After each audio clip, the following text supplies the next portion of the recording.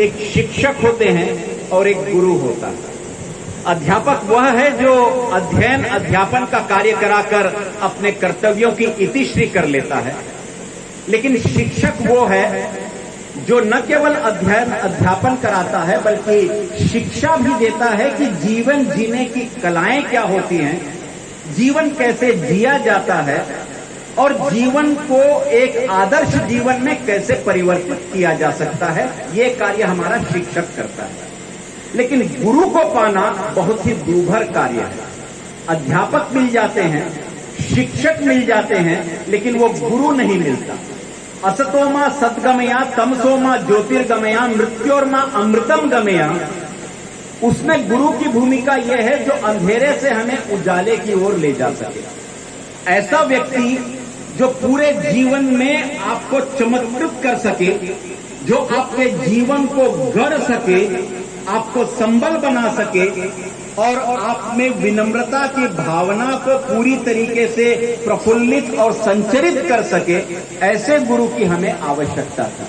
और इसीलिए ये गुरु की परंपरा जो हमारे यहाँ प्रारंभ हुई, गुरु और शिष्य की परंपरा, उस परंपरा का सबसे प्रथम बिंदु ये था कि हम गुरु के चरणों में अपने शीश का वंदन करते हुए उस गुरु से ज्ञान को प्राप्त कर पाए।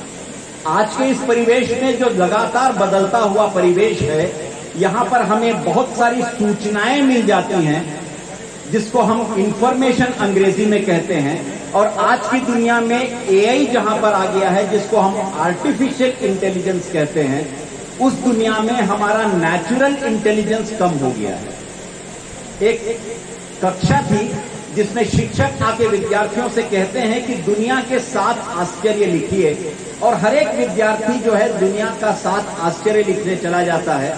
कोई ताजमहल लिखता है, कोई हैंगिंग गार्डन ऑफ बेबीलोन लिखता है, कोई पीसा की मीनार लिखता है, कोई और कुछ लिखता है। लेकिन एक लड़की जो है वो कुछ लिखती रहती है और जैसे ही शिक्षक आते हैं वो लड़की हाथ ऐसा कर लेती है, क्योंकि उसे ये लगता है कि शिक्षक तो सब कुछ जानता है और मैं यदि गलत लिख रही हूं तो कहीं टोक न दे तो हाथ ऐसा हो जाता है, जो अमूमन परीक्षाओं के समय हर एक विद्यार्थी का ऐसा ही होता है।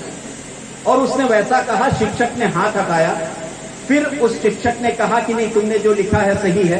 फिर शिक्षक वो अंतिम में बैठी हुई जो विद्यार्थी है उसको बुलाते हैं, सामने खड़ा करते हैं और बोलते हैं तुम अब बोलो कि तुमने दुनिया के 7 आश्चर्य कौन कौन से लिखे हैं।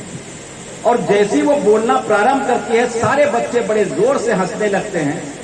वो कहती है दुनिया का प्रथम आश्चर्य जो है वो आंख है, दूसरा आश्चर्य जो है वो नाक है, तीसरा आश्चर्य जो है वो कान है, चौथा आश्चर्य जो है जिह्वा है। और जैसे ये बोलने लगती है सारे बच्चे हंसने लगते हैं।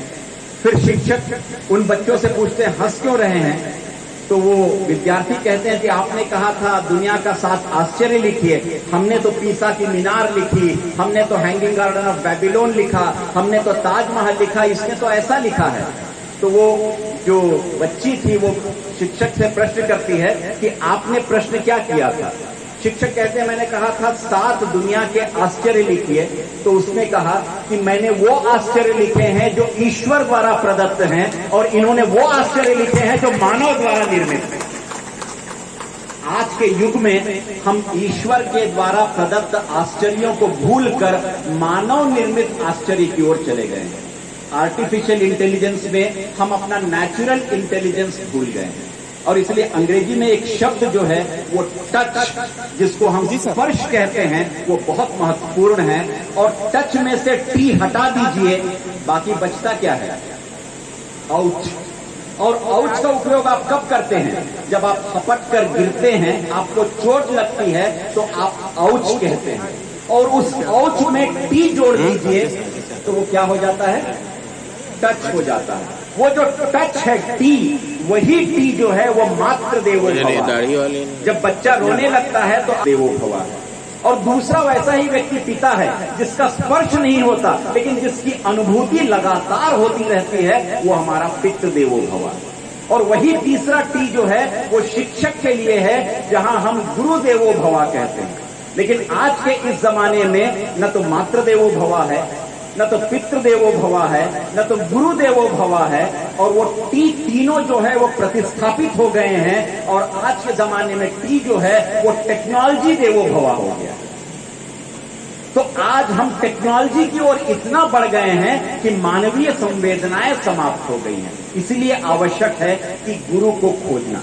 और लोग कहते भी हैं कि पानी को हमेशा छान के पीना चाहिए और गुरु हमेशा जान के बनाना चाहिए।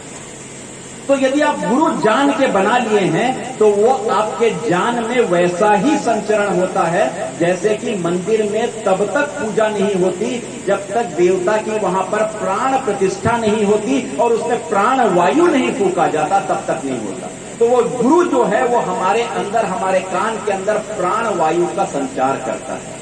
आज के बदलते परिवेश में हम सभी की भूमिकाएं लगातार बदल गई हैं। आप सभी सेवानिवृत्त शिक्षकों को प्रणाम करते हुए, आपके जितने भी हैं लेकिन सम्मान देना जानता है। हमारे बच्चे 90% ला के भी यदि बड़ा हुआ तो क्या हुआ, जैसे पेड़ खजूर रे जैसे खड़े हो गए हैं, और उनका यदि हाथ नहीं जुड़ता है और यदि चरण स्पर्श में केवल घुटना स्पर्श हो पाता है, तो ये कौन सी संस्कृति को हम बढ़ावा दे रहे हैं। हमें आवश्यकता है कि वो चरण वंदन करने की, भारतीय ज्ञान परंपरा को अपनाने की। और चरण वंदन में यह है, आप सभी ने यदि आमिर खान की एक फिल्म थी उसको देखा होगा, पीके, और उस पीके में जैसे वो हाथ मिलाता है उस व्यक्ति की ऊर्जा दूसरे में संचरित हो जाती है। चरण वंदन में भी जब आप चरण स्पर्श करते हैं तो उनके द्वारा आशीर्वाद से रूप में दिया जाने वाला आपके शरीर में संचरित होता है। तो हमारे यहाँ चरण वंदन की परंपरा जो है वो स्पर्श की परंपरा है, वो संचरण की परंपरा है, और वही भारतीय परंपरा की सबसे बड़ी मूल मिसाल भी है। और रामायण में भी इस बात का उल्लेख है कि जब रावण अंतिम अवस्था में था तो भगवान श्री राम ने लक्ष्मण से भी यही कहा था कि उनसे युद्ध का ज्ञान प्राप्त कर लो, और लक्ष्मण चले गए थे सर की तरफ, तो भगवान श्री राम ने उनसे कहा था सर की तरफ रखकर गुरु से ज्ञान नहीं लिया जाता। और रावण ने भी यही कहा था महापंडित होने के कारण कि यदि आप मेरे चरणों के पास खड़े हो तो मैं आपको शिष्य के रूप में ग्रहण करता हूं और आपको वो ज्ञान दे सकता हूं। तो शिक्षक के उन चरणों में जो ज्ञान प्राप्त होता है वो कहीं प्राप्त नहीं हो सकता। अंग्रेजी में एक कहावत है कि 100 days of diligent study is equal to 1 day with a great teacher। 100 दिन आप पढ़ लीजिए, कोई काम नहीं आएगा, लेकिन एक दिन किसी अच्छे गुरु के साथ आप समय बिता लीजिए, आपका पूरा का पूरा जीवन परिष्कृत हो जाएगा। तो हम